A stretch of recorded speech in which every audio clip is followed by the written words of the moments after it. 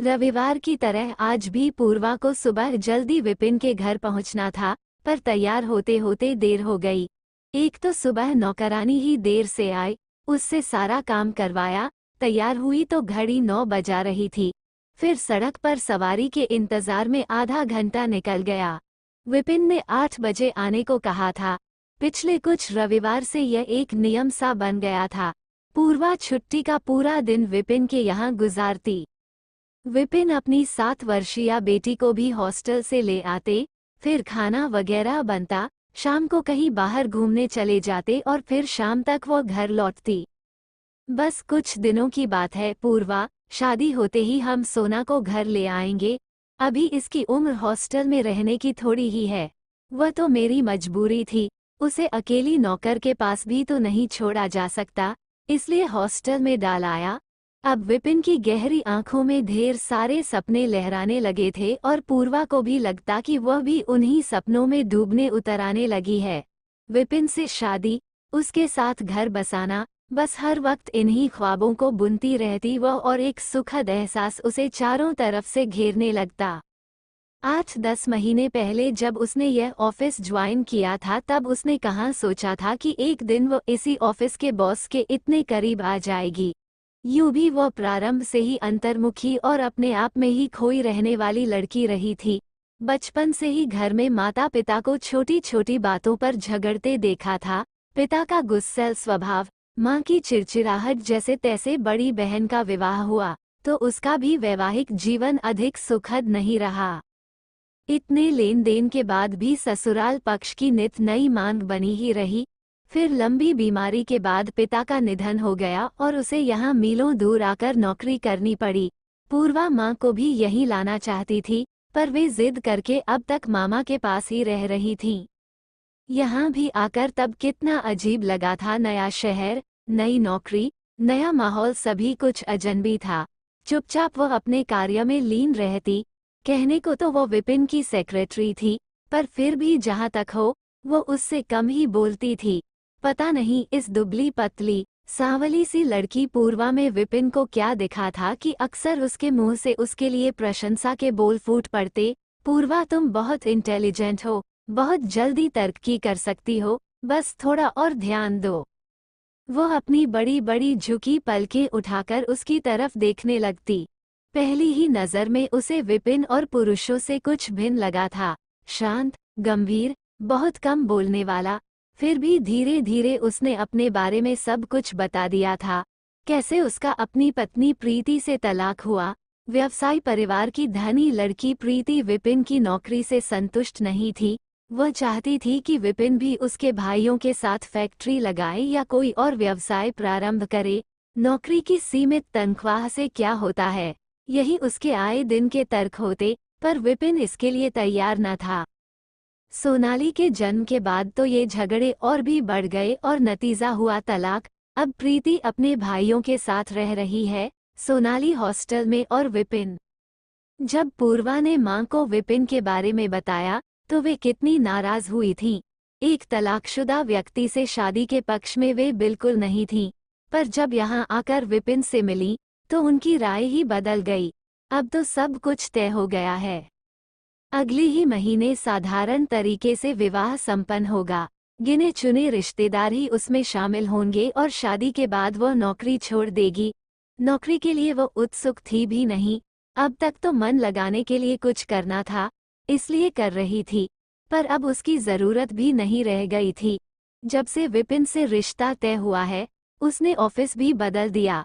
अब तो बस रविवार को ही विपिन से मिलना हो पाता है, इसलिए रविवार की वो बड़ी उत्सुकता से प्रतीक्षा करती रहती है। वहां पहुंचकर अकेले श्यामलाल को देखकर आश्चर्य हुआ। इस समय विपिन कहाँ जा सकता है? साहब तो आज सुबह सुबह ही कहीं चले गए हैं, श्यामलाल ने घर की सफाई करते करते ही सूचना दी थी। अच्छा, कहाँ? पता नहीं, कहा तो कुछ भी नहीं, कोई फोन आया था, उसके बाद चले गए। अच्छा। पूर्वा ने मेज पर पड़ा अखबार उठा लिया। कुछ देर यूं ही पन्ने पलटे। अखबार तो वो आज सुबह ही पढ़ चुकी थी। फिर क्या करे? विपिन को कुछ बताकर तो जाना था, उसे ही पड़ोस में फोन करके सूचना दे देता। आपके लिए चाय बनाऊं? श्यामलाल अब तक सफाई का काम निपटा चुका था। नहीं, पहले साहब को आने दो। ठीक है, मैं तब तक बाजार से सब्जी वगैरह ले आता हूँ। श्यामलाल बाहर गया तो वो खिड़की के पास आकर खड़ी हो गई।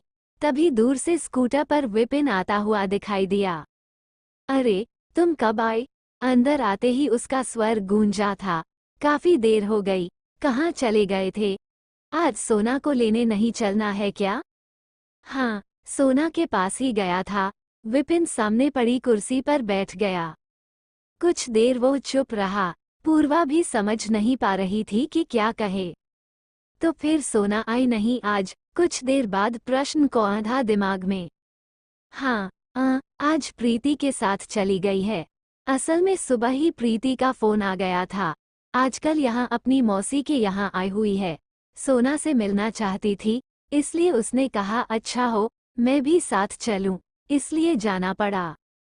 ओह, पूर्वा एकदम चुप हो गई। प्रीति का नाम सुनकर फिर कुछ बोलने का मन ही नहीं हुआ। तुमने चाय वगैरह पी या नहीं? विपिन ने ही कुछ देर बाद पूछा। नहीं, सोच रही थी कि तुम आ जाओ, तब साथ पिएंगे। अच्छा, तो फिर देर कैसी? अभी चाय आती है। श्यामलाल। विपिन ने श्यामलाल को आवाज दी। श्यामलाल तो अभी बाजार गया हुआ है, मैं ही बनाती हूँ। कहते हुए पूर्वा अंदर किचन में चली गई। वो इस समय विपिन के सामने से हटना चाह रही थी और कोई दिन होता तो वो हंसती गुनगुनाती हुई किचन में काम करती रहती, पर आज चुपचाप चाय बनाकर विपिन के सामने रख दी उसने। अरे, तुम तो एकदम से चुप हो गईं। विपिन से उसकी चुप्पी छिपी नहीं रही। चलो अब खाना बाहर ही खाएंगे, आज सोना भी नहीं है, तुम्हें खालीपन लग रहा होगा। शायद विपिन कुछ भांप नहीं पाया हो। पूर्वा ने भी सामान्य होने का प्रयास किया। अपनी तरफ से उसने कुछ नहीं पूछा, पर फिर विपिन बोलता ही रहा।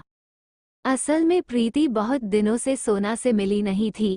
फिर यहाँ उसकी मौसी भी रहती है। सोना भी इतने दिनों से माँ को मिस कर रही थी। अब तो वे यहीं रहेंगी। कौन, प्रीति? पूछा नहीं मैंने, पर शायद रुकेगी। पूर्वा ने भी फिर कुछ नहीं पूछा। इधर उधर की ही बातें होती रहीं। यूं भी हफ्ते भर बाद ही मिलना हो पाता। वैसे बीच बीच में वह फोन पर बात कर लेती थी, पर पता नहीं क्यों इस बार फोन करने का भी मन नहीं हुआ उसका। प्रीति शायद वहीं हो। फिर रविवार को ही सुबह सुबह विपिन का फोन आया। पूर्वा, सोना जिद कर रही है कि वह मुझे और प्रीति को लेकर पिकनिक पर जाएगी। क्या करूं, मजबूर हूं। तुम कल जरूर मिलना, मैं छुट्टी लेकर घर पर ही रहूंगा। पूर्वा ने चुपचाप फोन रख दिया। पिछले 8 दिनों से वो एक अजीब सी छटपटाहट अपने भीतर महसूस कर रही थी।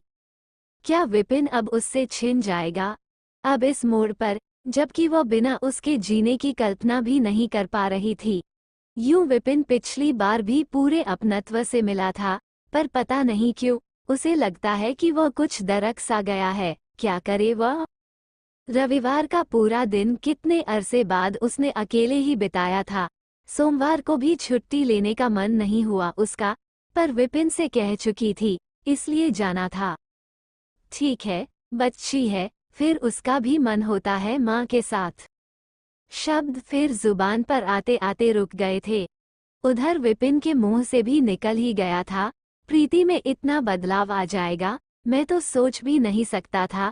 कहाँ तो पहले 2 मिनट भी सोना के लिए नहीं थे उसके पास, और अब देखो पूरा दिन उसके साथ गुजार दिया, वह भी हंसी खुशी में। सोना भी तो खुश होगी। और क्या, उसने प्रीति से वादा भी ले लिया है कि अगले रविवार को उसे चिड़ियाघर ले जाना है। जाहिर है विपिन को भी जाना होगा। पूर्वा के दिमाग में कौन था, शायद विपिन ने भी भांपा हो, तभी तो उसके मुंह से निकला था, पूर्वा ये कोई जरूरी थोड़े है कि तुम रविवार को ही आओ, तुम तो कभी भी आ सकती हो, यूं भी तुम्हें नौकरी छोड़नी ही है। हाँ, वो तो है, पूर्वा ने धीरे से कहा, जो भी हो, सोना के लिए भी तो। पर वह कहाँ जाएगी? मन एकदम से छटपटा उठता था। शायद उसकी छटपटाहट को भांप कर ही विपिन कुछ खुलकर कह नहीं पाता हो, पर वह एकाएक उसने निर्णय ले लिया, लंबी छुट्टी लेकर घर जाने का। ठीक है, इतने दिन उसके लिए त्रासदी भरे भले ही हों, पर वह जल्दबाजी में कोई निर्णय नहीं लेगी। शायद विपिन को भी हक है अपने निर्णय पर पुनर्विचार करने का, और यही ठीक भी होगा। पनीली आंखों के आंसू सूख चुके थे, पर अपने रिक्त होते हृदय को वह अभी भी समझा नहीं पा रही थी।